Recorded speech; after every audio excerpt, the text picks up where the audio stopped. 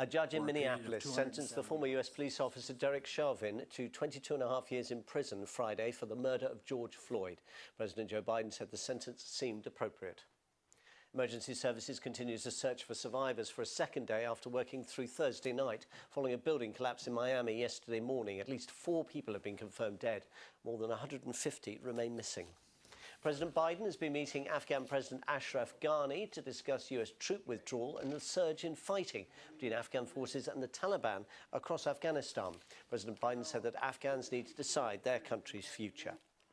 Police in Germany say 3 people have been killed by a man with a knife in the central city of Würzburg. Authorities say the attacker, a Somali man, had recently spent time in a psychiatric institution. In the Czech Republic, officials say a rare tornado windstorm killed at least 5 people and injured hundreds in the country's southeast. Mongolia's new president takes office during a ceremony in the capital, Ulaanbaatar. In Myanmar, a group of protesters in Yangon risk arrest and violence from security forces to hold a demonstration against the military government. And France's political conservatives ask supporters to vote in the second part of area elections Sunday. The results will help decide party candidates for the 2022 presidential election. In Florida, rescuers are continuing to search for 159 people who are unaccounted for after part of a beachfront condo building collapsed. Local authorities have confirmed the deaths of 4 people. The mayor of Miami-Dade said that 3 bodies were pulled from the debris and another person was reported to have died. She said 120 people had now been accounted for, but the number of those missing had risen from 99. Security cameras on a neighboring building caught the moment of collapse at about 1:30 in the morning local time Thursday. Officials say 55 units in the 12-story building were destroyed.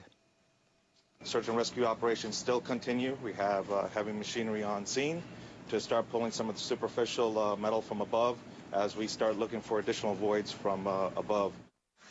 Officials still don't know the cause of the accident. They said workers had been fixing the building's roof, but they don't know if that contributed to the collapse. U.S. President Joe Biden approved an emergency declaration for Florida and ordered federal assistance to supplement state and local response efforts. Turning to Tokyo, where cases of the coronavirus are continuing to trend upwards. Friday saw 562 new cases. That's once again about 100 more than what was reported exactly 1 week ago. Experts worry a more infectious variant could be fueling the uptick. Now is not the time to declare a state of emergency. However, if necessary, I would like to take stricter measures, such as a ban on serving alcohol. But the health minister says the government declaration may be necessary in the future as the Delta variant, which was first identified in India, continues to spread. On Friday, Tokyo reported 68 cases, the most ever reported on a single day. If the number of cases happens to rise, we may once again call a state of emergency. The warnings come as Japan works to broaden its vaccination campaign. So far, about 20% of people have gotten at least 1 shot. For most parts of the country, cases are declining. That includes Okinawa, the only prefecture still under a state of emergency. But Tokyo's neighbors are seeing an upward trend, raising concerns of a future spike. Officials are also closely monitoring foreign athletes arriving for next month's Olympics. 2 Ugandan team members have so far tested positive for the coronavirus. Both were infected with the Delta variant. We must thoroughly examine this case and use it as a reference to look at how we'll accept athletes from overseas. Hashimoto said that means stricter measures will need to be in place. U.S. regulators have authorized the emergency use of a drug to treat some hospitalized coronavirus patients. The U.S. Food and Drug Administration says Actemra can be used to treat patients on anti-inflammatory steroids who require supplemental oxygen, ventilators, or ECMO heart-lung machines. The FDA said results from 4 clinical trials showed Actemra can lower the risk of death and shorten hospitalization periods. Actemra is designed to suppress inflammation caused by an excessive immune response. It was developed by Japanese Chugai Pharmaceutical Company to treat rheumatoid arthritis.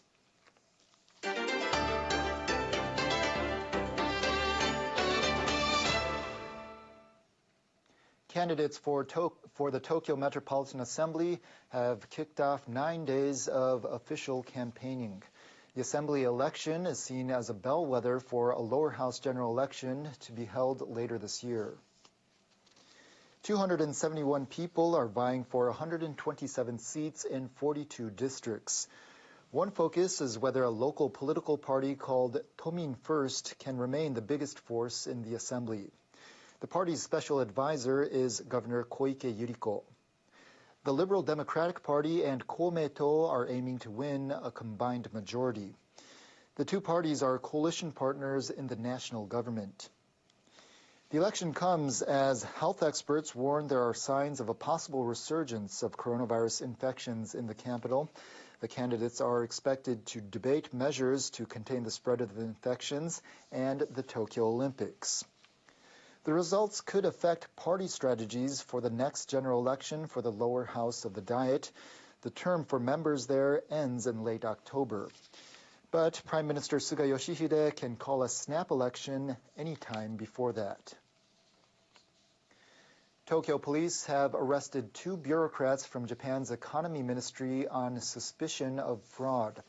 The pair allegedly abused a subsidy program designed to help businesses hurt by the coronavirus pandemic.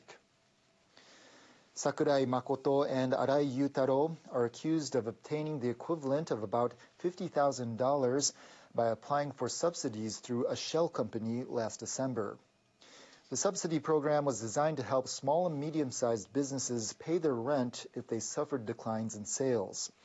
Investigators say the suspects submitted fake documents to swindle the money. They say the two are former high school classmates, and they spent the money on items including luxury watches. A former top police officer is taking over the number 2 position in Hong Kong's leadership. Observers say the move comes as Beijing tightens its grip on the territory. China has named John Lee Ka-chiu as Hong Kong's chief secretary for administration. He's switching from his previous job in charge of security. After implementing the Hong Kong National Security Law, the Hong Kong Special Administrative Region has changed from chaos to stability. After China's national security law came into effect in June last year, Lee oversaw the arrest of pro-democracy activists and politicians critical of the government. He also led the pressure on the pro-democracy Apple Daily newspaper, which stopped publication on Thursday. China watchers say Lee's appointment shows the authorities are pushing to strengthen their control over Hong Kong. The territory's chief executive, Carrie Lam, said Lee and 2 other new officials have fought side by side with her during unprecedented difficult times in Hong Kong. Turning to India, Prime Minister Narendra Modi has held talks with top political leaders from disputed Jammu and Kashmir. The meeting was the first since the government revoked the Himalayan region's autonomy nearly 2 years ago. It's now under India's direct control. Modi met politicians from Kashmir on Thursday at his home in New Delhi. He assured them elections would be held, but gave no timeline. Experts see the meeting as an attempt by Modi to deflect mounting criticism over his government's policies in the region. Kashmir has long been a flashpoint between India and its neighbor Pakistan, as both claim the area but rule only parts of it. Relations between New Delhi and the rest of Muslim-majority Kashmir have worsened since the government's controversial move in 2019. The decision sparked widespread protests. Thousands of people were detained, and Kashmir was put under a months-long lockdown. Now to the conflict in Ethiopia's Tigray region. Dozens of people have reportedly been killed and many others injured after an airstrike hit a busy marketplace. Media outlets say the military carried out the raid on Tuesday as it battles forces from the region. The injured, including women and children, are being treated at hospitals in the regional capital, Mekelle. A military spokesperson said it was responsible for the attack, but denied reports that many civilians were involved. He said the raid targeted a gathering of fighters. A UN spokesperson said UN officials have been unable to get to the scene so far. Meanwhile, counting is underway after parliamentary elections on Monday. Prime Minister Abiy Ahmed, the 2019 Nobel Peace Prize laureate, is seeking another term in office. Tigray and 2 other regions were excluded from the vote. The European Union has announced economic sanctions against Belarus in response to its forced landing of a commercial airliner and detention of a dissident journalist last month. The sanctions restricted transactions involving potassium chloride, a major Belarusian export, and petroleum products. They also covered goods and technology with both civilian and military uses. The Belarusian president reacted sharply to the sanctions. The sanctions are a sign of their powerlessness. That is something we will demonstrate. Meanwhile, EU leaders met in Brussels on Thursday, where they failed to agree on summit talks with Russia. France and Germany proposed dialogue to improve ties that have become strained in recent years. French President Emmanuel Macron stressed the necessity of engaging Russia to defend Europe's interests and the stability of the region. But other countries, including the Baltic nations and Poland, opposed the idea. If without any changes, positive changes in the behavior of Russia, we will start to engage, it will send very uncertain and bad signal to our partners. U.S. President Joe Biden held his first face-to-face summit with Russian President Vladimir Putin last week in Geneva amid heightened tension between East and West. It's time now for a check on world weather. People in Central and Western Europe were hit by floods, huge hailstones, and a massive tornado. Our meteorologist Sakamori has the details. Hello there. Wild weather has been a problem for many places of Europe this week. We saw hail piling up in the south of France and also a massive tornado appearing in the Czech Republic. Take a look at this impressive video coming out of 2 places. A summer hailstorm flooded streets in the suburb of Lyon on Wednesday.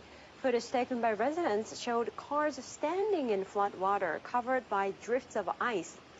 Meanwhile, in the Czech Republic, a massive tornado hit the area on Thursday evening. Several people have been killed and dozens were injured. Many houses, including a church, were destroyed by the tornado's destructive winds. The wind speeds may have reached about 330 kilometers per hour. It's been said that it could be the strongest storm to hit the country in recent memory. We might see thunderstorms, large hail, and excessive amounts of heavy rainfall, especially from the north of Italy through Poland into western Russia. And temperatures will remain on the hot side across Eastern Europe, including Moscow, where temperatures soared to 35 degrees on Wednesday. Still in the 30s every day into Sunday. Kyiv will see a big cool down on Sunday, but Athens could hit 38 degrees during the weekend. Excessive heat will build across the northwestern U.S. and also western Canada later this week and into next week. We could see in the 40s in Portland on Saturday and Sunday. It could be all-time record high for the area. Vancouver could also see the mid-30s on Monday. Across Japan, rain is developing across the south of Japan due to a rainy season front and also low pressure system on top. Rain will also spread towards the main islands of Japan into the weekend, so heavy rain could pound parts of Japan on Sunday and into next week. Tokyo could see stormy conditions because of an approaching storm system, 25 for the high on Sunday. That's it for me. Have a nice weekend.